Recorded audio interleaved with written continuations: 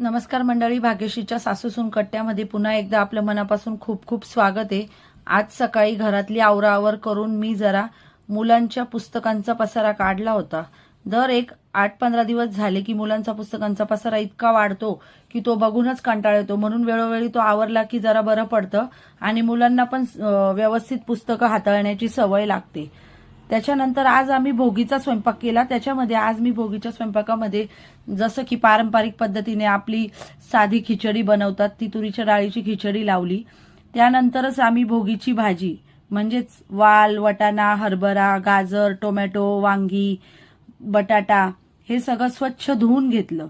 स्वच्छ धुवून घेतल्यानंतर तयारी झाली ती फोडणीची। पण ही भाजी मंडळी मी नाही करत, ही भाजी दरवर्षीप्रमाणे आमच्या सासूबाईच करतात।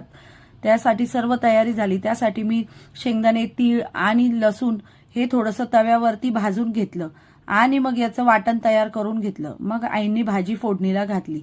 सुगंध असा खमंग वास घरामध्ये दरवळत होता जेव्हा आईंनी ही भाजी फोडणीला घातली। आणि त्यानंतर मग मी तर तयारीला लागले, दुसऱ्याच तयारीला लागले, भाकरीची तयारी केली मी। आईंनी भाजी फोडणीला घालताच इकडे मी तीळ लावून भाकरी बनवण्याची तयारी सुरू केली।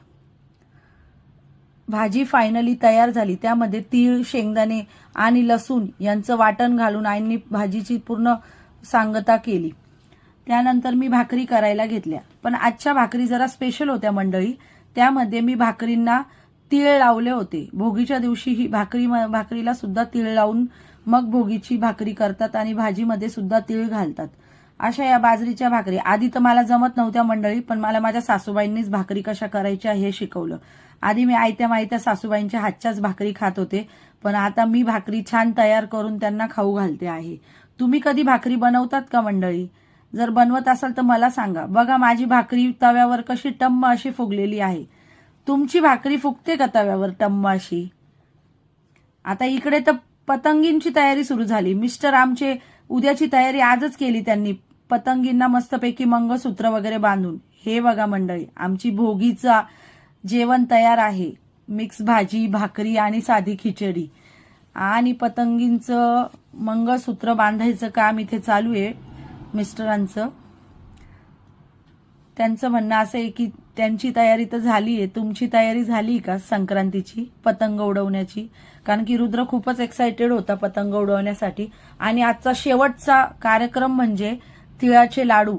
हे तिळाचे लाडू रात्री आईंनी मी 12 वाजता तयार केले। हे बघा आमचे लाडू तयार झाले। तुमचे झाले का? कमेंट करून सांगा प्लीज। सबस्क्राईब